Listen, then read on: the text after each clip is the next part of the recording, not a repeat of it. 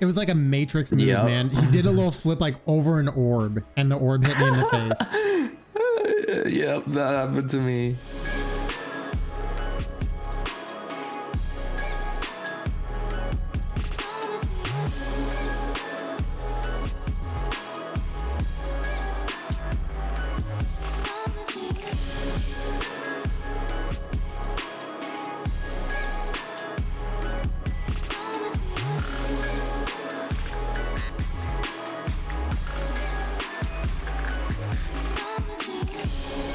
Drop timings for the week. This is a week that drop timing is pretty important. On global cooldown, we have Curse Lightning, but a really good Curse Lightning timing, I think, is jumping like as soon as possible. Curse Lightning starts spawning at like 40 seconds. I mean, yeah, usually I just go in straight away, and Curse Lightning will come around that 37 to 40 second mark. Yes, I would say if like Lightning's coming at like just a really bad timing to run, mess around with the drop time a little bit, find one that works for you. Builds for the week. The build I was using was 6 Overpower, 6 Predator, 6 Rage, 3 Conditioning, 3 Conduit, 3 Discipline, 3 Rage Hunter, 3 Sturdy, 3 Wild Frenzy. You were rocking same build, except instead of the Wild Frenzy was Berserker. I think that's actually a really good change. I personally preferred the Wild Frenzy. It made the attack timings very smooth, honestly, but the Berserker does provide better damage, so you can get a better time with Berserker. And this build, I think, just provides so much damage. Overpower, I think, is so necessary. Predator is still the best sell you can have for damage, and Rage is just that constant damage. It's pretty flexible in terms of like you can swap out Discipline as well, and you can just trade the first boop and you can get under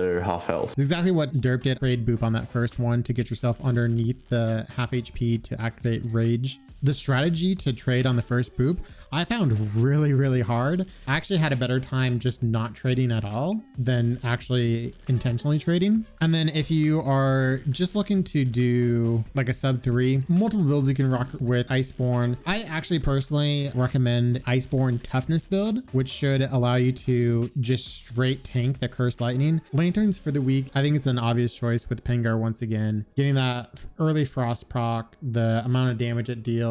I can't think of a reason to bring the other two, honestly. Pengar is a really good choice for this week, but you can get away with a Dross Lantern if you're using either the sword or Chainblades, because they can get elemental procs really quickly, so you can get the frost proc. Okay, potions for the week. Once again, I think it's a easy choice. Aether Drive, Blitz, Frenzy. That Pengar Lantern plus Aether Drive combo is like really key. Mods for the week. The only one I would actually want to call out is for Chainblades. If you're using Boris Chainblades, Momentum Blades actually does more damage than Serrated Blades. This is only true on Boris Chainblades. So if you're using Boris Chainblades, use a Momentum Blades. Exactly that. Viable weapons for the week. Going down the list, Aether Striker is once again best weapon.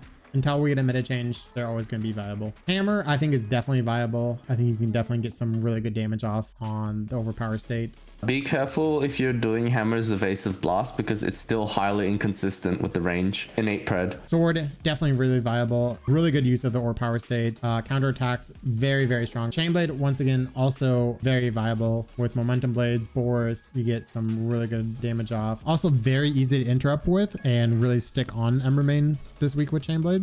Pike, I think, will do well, but it won't do amazing. Axe, I think, is going to struggle the most, just because outside of using your Grim Onslaught to boop, you're going to have to boop with melee attacks, which is really difficult. And then trying to keep Embermane down on the ground with dealing with Cursed Lightning and the orbs from the pylons, it's going to really struggle. I think sub 3 is definitely viable, but it's going to be such an uphill battle. Every weapon is viable. Usually repeaters will have a hard time this week because you're limited to 3 concussive grenades. However, Embermane AI is still busted. Right.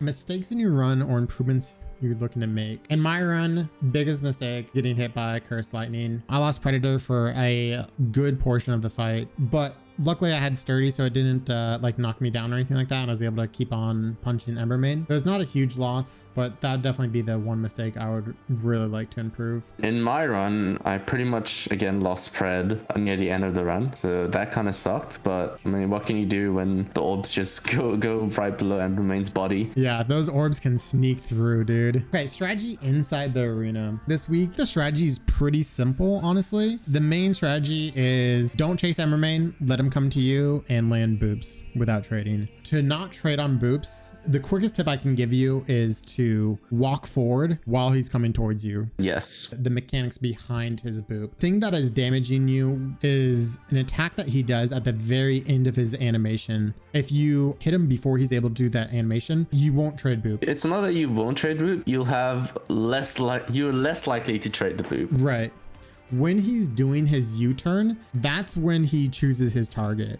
His targeting takes into account your movement as well.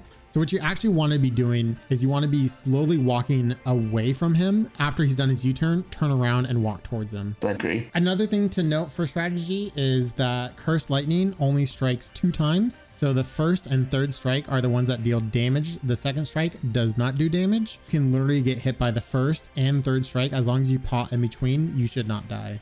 For him to force his boop move, stand in front of him, behind him, or just away from him. That's it. Yep. If you have not killed him by about a minute 40, minute 50, he'll be going into an Aether mode. Do not chase here. He will immediately run to another part of the arena and do Flame Breath. So just keep that in mind. After boop, try position yourself so his body is between you and the pylons, so you don't get interrupted by the orbs. Yeah, the pylons are a huge bait. You should never have to deal with the pylons in this fight. I did want to mention the group strategy for this week. The group strategy is to bring a pike and use strikers with savagery. Use the pike to wound parts and have the strikers strike those parts for big damage and easy breaks. And that's usually meta for groups recently, just because of how much how easily you can get part breaks. Yeah. Top 100 times for the week. Starting with solo boards, the boy Heltrix, the top time of 52 seconds. I think this time is beatable, especially with you saying that you lost Predator. I think like a possible top time would be like 49 seconds.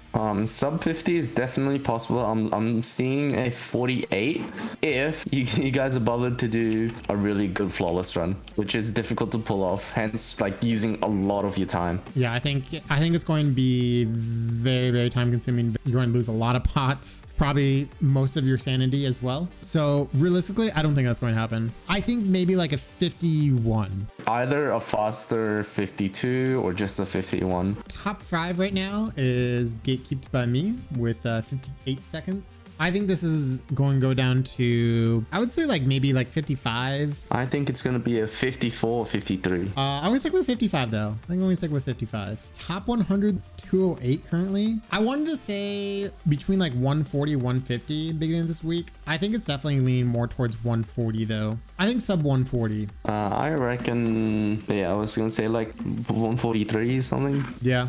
Groups. Top time right now is 21 seconds. I think this can definitely be sub 20. Usually when it goes down to sub 20, I go about 17 seconds. I reckon top time will 18 or 19. Group top 5 is right now at 26 seconds. I think that's going to get pushed down to like 22 at the very least. I agree with that. Top 100 right now is barely sub 1 minute. I think this is going to go all the way down to sub 40 this week. I think that's pushing it. I reckon it'll probably just go down to like a 48-ish. 48? No way. 45 to 48. The slowest that we could possibly see this week, I think, is like 43. I think we're definitely going to see sub 40s though.